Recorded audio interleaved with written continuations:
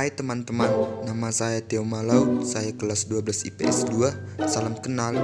Di sini saya akan menjelaskan tentang materi ekonomi, yaitu tentang perusahaan dagang.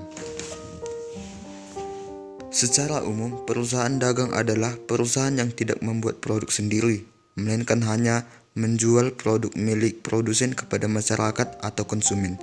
Jenis perusahaan ini tidak melakukan produksi dalam artian mengolah bahan baku menjadi produk jadi.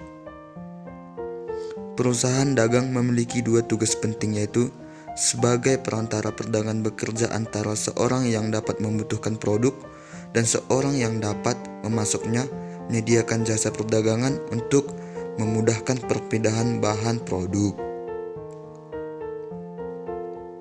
Jenis perusahaan dagang. Yang pertama itu perusahaan dagang besar atau wholesaler, yaitu perusahaan yang secara langsung membeli suatu produk dari pabrik dalam jumlah yang besar. Dua, perusahaan dagang perantara atau middleman, yaitu suatu perusahaan yang memiliki barang dalam partai besar untuk dijual kembali ke pengecer dalam jumlah yang sedang atau jumlah yang biasa saja. Sebenarnya jenis-jenis perusahaan dagang itu ada banyak. Yang pertama itu seperti perusahaan dagang barang produksi, perusahaan dagang barang jadi, perusahaan dagang besar atau wholesaler, perusahaan dagang perantara atau middleman, perusahaan dagang pengecer atau retailer, pedagang besar atau maupun pedagang kecil.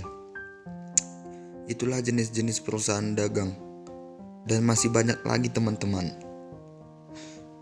Ciri-ciri perusahaan dagang. Ciri-ciri perusahaan dagang yaitu pendapatan utamanya berasal dari penjualan barang dagangan. Biaya utamanya berasal dari harga pokok, barang yang dijual, dan biaya usaha lainnya. Dalam akuntansinya terdapat akun persediaan barang dagangan sebagai perantara antara produsen dengan konsumen. Dampak positif dari perusahaan dagang. Yang pertama, mendorong pertumbuhan ekonomi negara, pemerataan pendapatan masyarakat, dan stabilitas ekonomi nasional. Yang kedua yaitu menambahkan devisa negara melalui biaya masuk dan biaya lain atas ekspor dan impor. Yang ketiga yaitu mendorong kemajuan ilmu pengetahuan. Sekian dari penjelasan saya teman-teman. Jika ada kata-kata yang salah, mohon maaf, karena setiap manusia tidak lumpuh dari kesalahan. Semoga membantu ya teman-teman. Terima kasih.